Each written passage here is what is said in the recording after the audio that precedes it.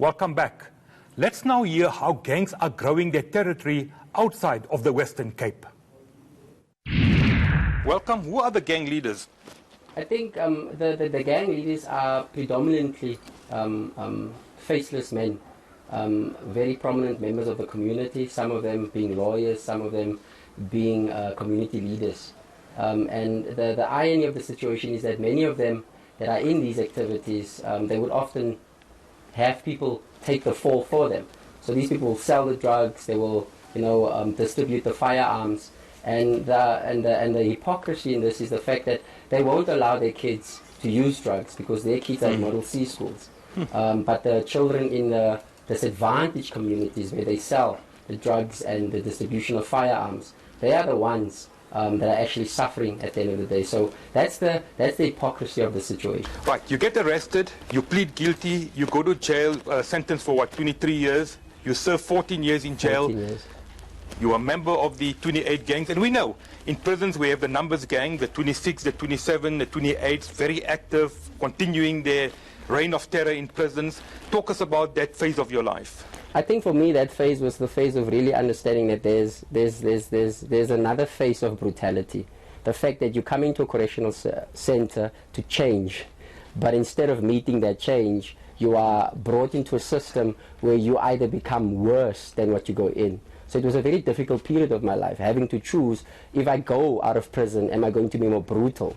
And that is where I needed to make a decision. And it was a part of my life where a guy asked me, if I leave prison one day, what kind of father do I want to be? And that scared me. And that is why I decided that from that point in prison, I wanted to change my life. So you got arrested for kidnapping what, a young lady? Holding a hostage? Holding a hostage, she was vulnerable. And when you join the gangs, when you are initiated into the gangs, you are never told who your victim is going to be. So it's just a drive around a community and then they point out and says, that's the target, go for that one. And it's always vulnerable people, people that are on their own, people that are smaller than you, and that's basically how you get initiated, and therefore various things are required. So this is where you start hurting people, where you start doing armed robberies, where you start doing housebreakings, and then once you get arrested is that then now you have to face the consequences of those crimes, and that's where the gang has made promises and yet at the end of the day do not deliver on those promises. So what prompted you to change your life, to start a new beginning? I think for me it was the sense of if I have to become a father to a girl child, specifically a girl child. And I was thinking that one day she brings a guy home that looked like me, that was a gangster like me, what am I going to say to that? And that scared me. And I decided that, you know what, I needed to change my life. I need to become a better person. Hence I do the work that I do today. You're out of prison for what, 7 years now? 7 years right now. You decided to leave the Cape Flats, move to Gauteng. You're now based in Eldorado Park, very active in this community, active in Witbooi. Why the move to Gauteng? Because what we've come to identify is that our organization, which is called the Heart and Soul Foundation, also working in conjunction with the High Side Group and Beyond Team Building, it's where we decided that Cape Town was where the gangs actually started. It was the origin of the gangs, but it was now moving into the space of Johannesburg. And our organization works with young boys and girls caught in gangs, where we teach them about choices and consequences. And right now, Johannesburg is becoming a new hub of where gangs, especially the influx of gangs from Cape Town, are coming into Johannesburg, and hence the kind of war that we see on the streets of Johannesburg. Well, let's look at Eldorado Park, Witbooi, Eastrus in Pretoria, some of the hotspots. Some people are suggesting that these gangs are not active, it's pure criminality. What do you say to that? I think if a mother wants to protect her son, in many cases it happens, there will be a sense of denialism. My boy is not involved. And I always say to parents, the minute your child comes home with a pair of new tackies that you didn't buy, an iPhone that you didn't buy, your son is involved. He's not working, but he comes back with this. So therefore, for me, it's stop denying the fact that your boy is in gangs. If you admit, the sooner our parents or our community starts to admit that they've got that problem, the better it is for us to then start working in the lives of these kids to change them. When we talk of gangs, we often talk of boys, but we know females, girls also get involved, and they recruit girls. Exactly, and the females' job within gangs is basically predominantly distribution. Distribution of? Yeah, distribution of drugs. It is getting easy victims because men are sometimes swayed by beautiful women and lose focus. They can get robbed. Car hijackings, we see women being used in those specific processes. Concealing weapons, sometimes women are being used because the policeman is not allowed to strip search a female. So they have a sense and a duty within the gangs. Hence, many girls are also swayed into becoming part of the gang because the money, the hair, the nails, the party life. And you need to have money to enjoy that, so therefore they go and make this easy and fast money. Welcome. Very often, gangs are linked to so-called members of the coloured community. We talk of Eldorado Park, of Witbooi, of the Cape Flats. Is it a so-called coloured problem?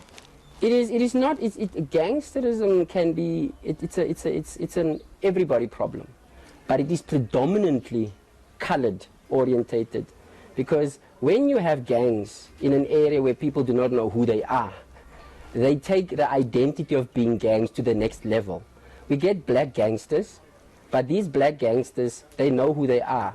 And they very much, you'll see there's a difference between the killings. For instance, black gangs would predominantly use knives. It's more contact. They're more impy oriented. They're more warrior indicated like that. But the coloreds, you would get that they are more firearms. They are more not in contact. So there's a higher level and there's a majority in the colored instead of the other areas. But gangs are across board. But the reason why it's colored predominantly is because of the identity issue. And that's why I said we identify predominantly with being violent men and protecting what is ours, going out there and fighting. And yeah, that's just how it is. Well, the Minister of Police deployed the anti-gang unit to parts of the Western Cape, especially the Cape Flats. We can debate whether they're making a difference or not. He's indicated, and so has the President, that if need be, they will deploy them to other parts of South Africa, including Gauteng. Let's take Eldorado Park, Witbooi, some of the other hotspots. Do you think that that unit should be deployed in this area? I think if they can do a good job in the Western Cape first, then maybe they can be deployed to other areas, because that is where the greatest challenge lies. Because the Western Cape is the seat of organized crime. Johannesburg and any other community or any other province is just a means to just basically grow the business. But the Western Cape is actually the greatest focus, and I feel that if they can succeed in that province, then they have my permission to have it in Johannesburg. And how easy is it to get an illegal gun? Very easy. How easy? You go around the corner, you just put out the right word, you get the right people, you get your firearm.